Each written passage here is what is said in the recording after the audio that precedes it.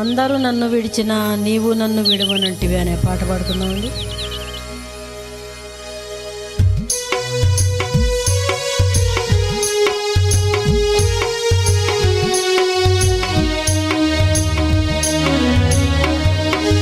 అందరూ నన్ను విడిచినా నీవు నన్ను విడవనంటివే, విడిచినా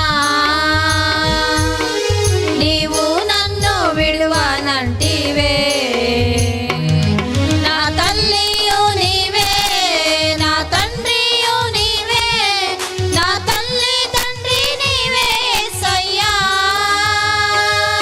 నా తల్లియు నీవే, నా తండ్రియు నీవే, నా తల్లి తండ్రి నీవే యేసయ్యా.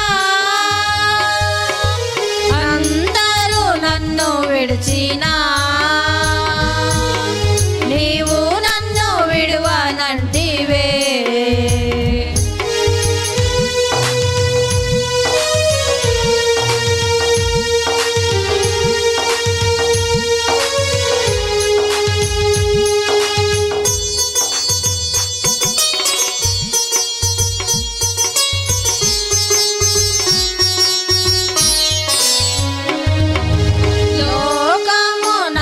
విడిచినా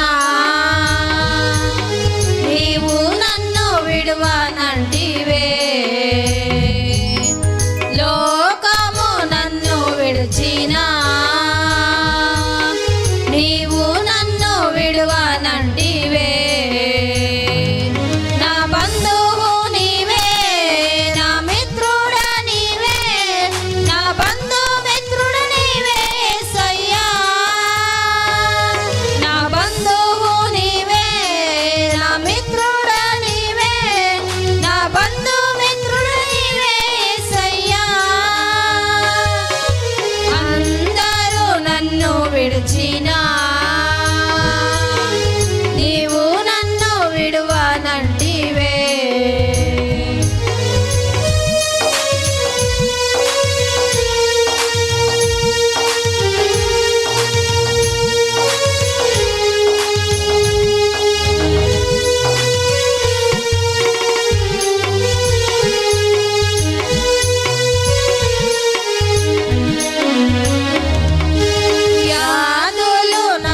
చుట్టినా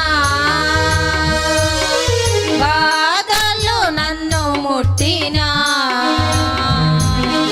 వ్యాధులు నన్ను చుట్టినా బాధలు నన్ను ముట్టినా.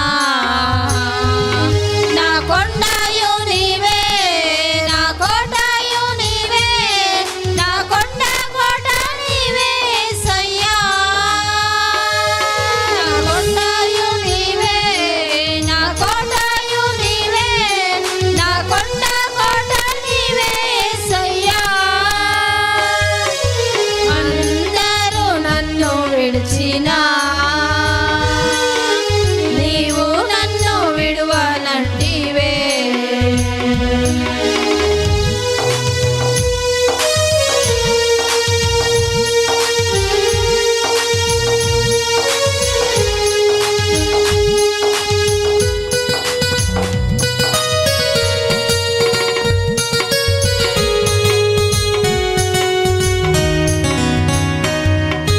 నేను నిన్ను నమ్ముకొంటిని, నీవు నన్ను విడవనంటివే. నేను నిన్ను నమ్ముకొంటిని, నీవు నన్ను విడవనంటివే. నా తోడుయు నీవే, నా నీడయు నీవే, నా తోడు నీడ నీవే యేసయ్యా. నా తోడుయు నీవే, నా నీడయు నీవే, నా తోడు నీడ నీవే యేసయ్యా. అందరూ నన్ను విడిచినా నీవు నన్ను విడవనంటివే. అందరూ నన్ను విడిచినా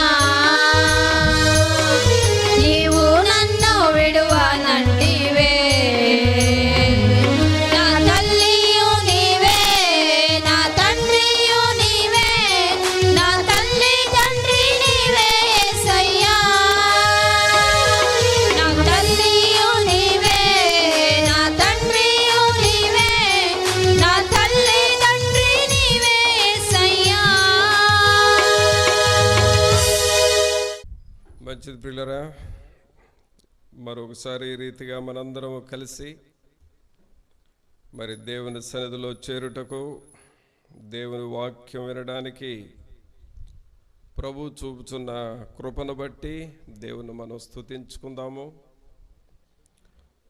అలాగే ఆయన మన పట్ల కలిగి ఉన్న మంచి ఉద్దేశాలను బట్టి కూడా ప్రభువును మనం స్తుతించుకుందామండి. ఇప్పటి వరకు మన ప్రియులు ఆయా స్థలాల్లో ఉన్న మనము అందరము ప్రార్థనలు చేయగలిగాము. ఇప్పుడు మనం దేవుని వాక్యాన్ని ధ్యానం చేసుకొనబోతున్నాం. దయచేసి దేవుని వాక్యంలో నుండి యోధా రాసిన పత్రిక చూడండి. దయచేసి యోధా రాసిన పత్రిక ప్రకటన గ్రంథానికి ముందు ఉన్న పుస్తకము. ఈ పత్రికలో ఒకే ఒక అధ్యాయము. ఈ ఒకే అధ్యాయము ఉన్న పత్రికలు లేక గ్రంథాలు బైబిల్లో మనకు కొన్ని ఉన్నాయి. అయితే ఈ ఒకే ఒక అధ్యాయంలో 20వ వచనం చదువుతున్నాను, చూడండి దయచేసి. 20వ వచనం: ప్రియులారా, మీరు విశ్వసించు అతి పరిశుద్ధమైన దాని మీద మిమ్మును మీరు కట్టుకొనుచు, పరిశుద్ధాత్మలో ప్రార్థన చేయుచు, నిత్య జీవార్థమైన మన ప్రభువగు యేసుక్రీస్తు కనికరము కొరకు కనిపెట్టుచు, దేవుని ప్రేమలో నిలుచున్నట్లు కాచుకొని ఉండుడి. సందేహపడు వారి మీద కనికరము చూపుడి. అగ్నిలో నుండి లాగినట్టు కొందరిని రక్షించుడి. శరీర సంబంధమైన వారి అపవిత్ర ప్రవర్తనకు ఏమాత్రమో నొప్పుకొనక దానిని అసహించుకొనుచు భయముతో కొందరిని కరుణించుడి. ప్రభువునందు ప్రియులారా, మనం చదివిన ఈ వాక్యము యోధా రాసిన పత్రికలో నుండి చదివాం. ఎవరు ఈ యోధా అని చూస్తే, ఈ యోధా యేసు ప్రభు యొక్క సహోదరుడిగా ఉన్నాడండి. యేసు ప్రభు యొక్క సోదరుడు. అలాగే ఈ యోధా యాకోబు అనువారు కూడా ఇద్దరు అన్నదమ్ములు, సోదరులు. ఈ వాక్య భాగాన్ని మనం ఒక రెఫరెన్స్ చూస్తే మనకు అర్థమవుతుంది. చూడండి, మత్తయి సువార్త 13వ అధ్యాయము. మత్తయి సువార్త 13వ అధ్యాయము 55వ వచనంలో ఉంది. చూడండి, ఇతడు వడ్లవాని కుమారుడు కాడా? ఇతని తల్లి పేరు మరియ కాదా? యాకోబు, యోసేపు, సీమోను, యోధా అనువారు ఇతని సోదరులు కారా?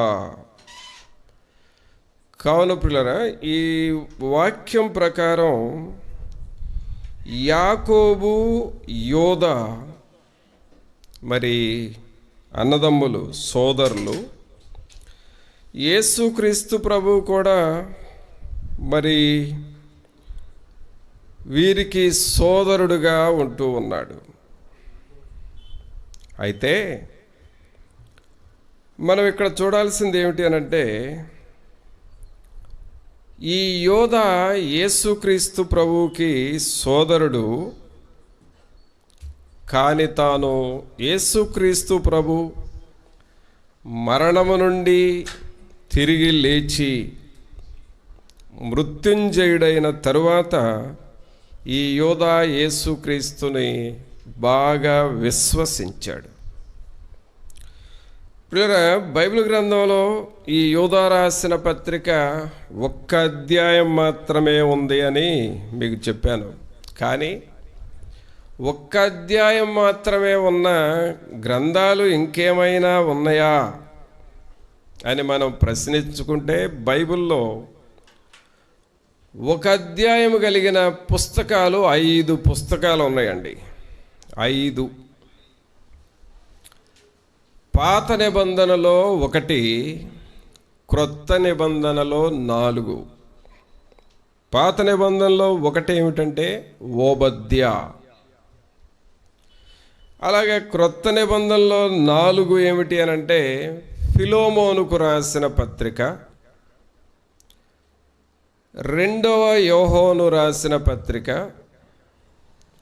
3వ యోహోను రాసిన పత్రిక, యోధా రాసిన పత్రిక. ఈ 5 ఒక్క అధ్యాయం కలిగిన పుస్తకాలు. అయితే యోధా ఈ ఒక్క అధ్యాయంలో 25 వచనాలు రాశాడండి. కానీ ఈ 25 వచనాలని మనం జాగ్రత్తగా ధ్యానం చేస్తే చాలా అమూల్యమైన సత్యాలు యోధా రాయటం జరిగింది. యేసుక్రీస్తు ప్రభువారు సేవ చేస్తూ అలాగే సిలువకు వెళ్ళక ముందు ఉన్న రోజుల్లో యోధా యేసు ప్రభువుని అంతగా విశ్వసించలేదు. కొద్దిగా విశ్వసించాడు, కానీ అంత లోతైన విశ్వాసము లేదు యోధాలో. కానీ యేసుక్రీస్తు ప్రభు మరణాన్ని జయించిన తరువాత, పునరుద్ధానుడైన తరువాత యోధాకు తన సోదరుడు అయిన యేసుక్రీస్తు మీద చాలా విశ్వాసం వచ్చింది, బలమైన విశ్వాసం వచ్చింది. ప్రభునంతులరా, పునరుద్ధానుడు అయిన తర్వాత యోధా దేవునిని ఎక్కువగా విశ్వసించి దేవునిలో స్థిరపడ్డాడు. మన జీవితాల్లో కూడా ఈ యోధాలాగా దేవునిలో కొంతకాలం స్థిరపడకుండా ఉంటాము. అంటే ప్రార్థన చేస్తాము, కానీ అంత లోతైన ప్రార్థన చేయం. దేవుని మీద నమ్మకం ఉంచుతాము, కానీ 100% పూర్తిగా ఆయన మీద ఆధారపడం.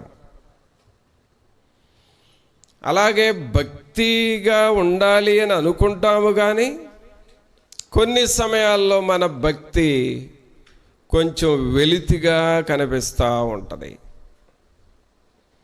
అంటే అన్నీ ఉంటాయి, ప్రార్థన ఉంటుంది, వాక్యం ఉంటుంది, భక్తి ఉంటుంది, విశ్వాసం ఉంటుంది, కొంచెం కొంచెం ఉంటుంది, కొంత వెలితిగా ఉంటుంది. యోధా కూడా కొంతకాలము యేసుక్రీస్తును దేవుడని విశ్వసించాడు, కానీ పూర్తిగా ఆయనను విశ్వసించని వానిగా ఉన్నాడు. కానీ యేసుక్రీస్తు ప్రభు పునరుద్ధానుడైన తరువాత దేవునిని బహుగా విశ్వసించాడు. అంటే యేసుక్రీస్తు అంటే ఏదో అనుకున్నాను నేను, అమ్మో ఏదో మా సోదరుడేలే, మా బ్రదరాలే అనుకున్నాను ఇంతకాలం. కానీ యేసుక్రీస్తు గొప్ప దేవుడు అని విశ్వసించి, అందుకనే మొదటి వచనంలో ఏమని రాస్తున్నాడంటే, తనను తాను దేవునికి ఏం చేసుకున్నాడంటే, మొదటి వచనం చూడండి, యేసుక్రీస్తు దాసుడను అని రాస్తున్నాడండి. ఎన్నో వచనం అండి? మొదటి వచనంలో యేసుక్రీస్తు దాసుడను. అంటే యోధా యేసుక్రీస్తుకు దాసుడుగా మారిపోయాడు.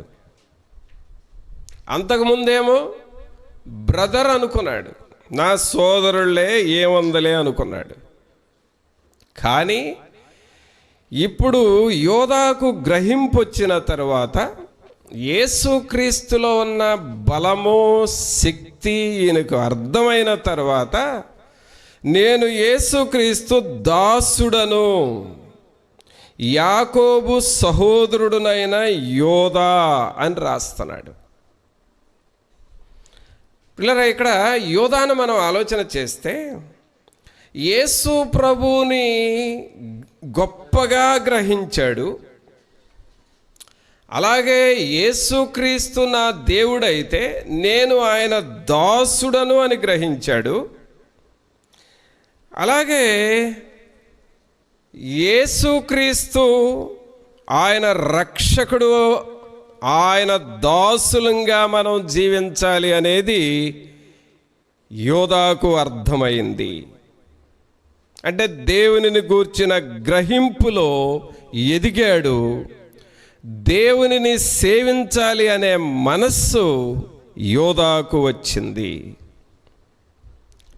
ప్రభునందు పిల్లరా, మన భక్తి జీవితంలో కూడానండి, మనం దేవుని సన్నిధికి మొట్టమొదట ప్రార్థనకు వెళతాం చూడండి. అప్పుడు ఒక రకమైన గ్రహింపు ఉంటుంది.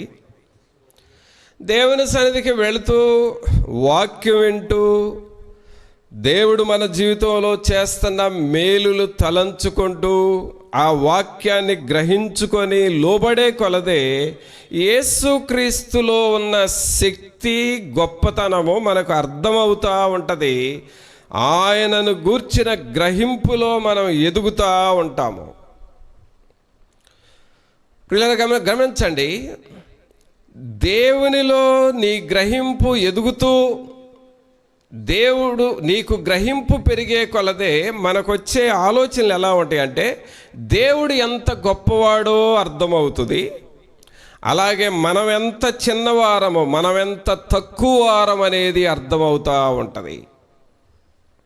అంటే దేవుడేమో ఉన్నత స్థాయిలో ఆలోచన చేస్తావు, నిన్ను నీవు తగ్గించుకుంటూ ఉంటావు, తక్కువ స్థాయిలో అర్థం చేసుకుంటూ ఉంటావు. ఈ యోధాలో అదే జరిగిందండి. ఈ యోధా అలాగూ తనను తాను దేవుని గ్రహించుకొని, నేను దాసుణ్ణి, ఆయన సేవ చేయాలి అనే గ్రహింపు యోధాలోనికి వచ్చింది. అయితే ప్రియులారా, ఈ 25 వచనాలు మనం జాగ్రత్తగా ధ్యానం చేస్తేనండి 25 ప్రసంగాలండి ఇవి. నిజంగా ఈ 25 వచనాలు మనం వాక్యంలో ధ్యానం చేస్తే 25 ప్రసంగాలు అవుతున్నాయి. ఇవి చాలా అమూల్యమైన సత్యాలు ఉన్నాయి. ఈ ఒక్క అధ్యాయము ధ్యానం చేయడానికి కనీసం ఒక నెల రోజులు మనకు పడుతుంది. అంత మంచి విషయాలు, అలాగే ఆత్మీయ జీవితానికి అవసరమైన మాటలు రాశాడు ఈ పత్రికలో యోధా. ఎందుకంటే దేవునిని గూర్చిన అంత గ్రహింపు వచ్చింది. అయితే మనం చదివిన 20వ వచనంలో మనం చూస్తే, 20 నుండి 23 వరకు చూస్తే, ఇక్కడ కొన్ని విషయాలు ఉన్నాయి ప్రియులారా. దయచేసి మీ దగ్గర పెన్ కానీ పెన్సిల్ కానీ ఉంటుంది కదా. ఇప్పుడు నేను చదువుతూ ఉన్నప్పుడు ఈ పాయింట్స్ మీరు వరకు అండర్లైన్ చేసుకొని నంబర్ 1, 2, 3 అని అలా పాయింట్స్ వేసుకోండి. ఆ తర్వాత మీకు వాటిని గురించి కొంచెం వివరణ ఇస్తాను. 20వ వచనం చూడండి దయచేసి. ఏమని రాస్తున్నాడంటే ఇక్కడ, ప్రియులారా, మీరు విశ్వసించు అతి పరిశుద్ధమైన దాని మీద మిమ్మును మీరు కట్టుకొనుచు. ఇక్కడ యూదా రాస్తున్న మాటలు ఏమిటంటే, ప్రియులారా, మిమ్మును మీరు కట్టుకొనుచు అని ఒక పాయింట్ రాస్తున్నాడు. మొదటి విషయం అది, మిమ్మును మీరు కట్టుకొనుచు. రెండవ విషయం ఏమని రాస్తున్నాడంటే, పరిశుద్ధాత్మలో ప్రార్థన చేయుచు. ఇది రెండో పాయింట్. ఇక మూడో పాయింట్ ఏమిటంటే, నిత్య జీవార్థమైన మన ప్రభువగు యేసుక్రీస్తు కనికరము కొరకు కనిపెట్టుచు. యేసుక్రీస్తు కనికరము కొరకు కనిపెట్టుచు. ఇది 3వ పాయింట్. ఇక 4వది, దేవుని ప్రేమలో నిలుచున్నట్లు కాచుకొని ఉండుడి. తర్వాత 5వ విషయం ఏంటంటే, సందేహపడు వారి మీద కనికరము చూపుడి. అలాగే 6వ పాయింట్, అగ్నిలో నుండి లాగినట్టు కొందరిని రక్షించుడి. ఇక 7వ పాయింట్ ఏమని రాస్తున్నాడంటే, శరీర సంబంధమైన వారి అపవిత్ర ప్రవర్తనకు ఏ మాత్రమో ఒప్పుకొనక దానిని అసహించుకొనుచు భయముతో కొందరిని కరుణించుడి.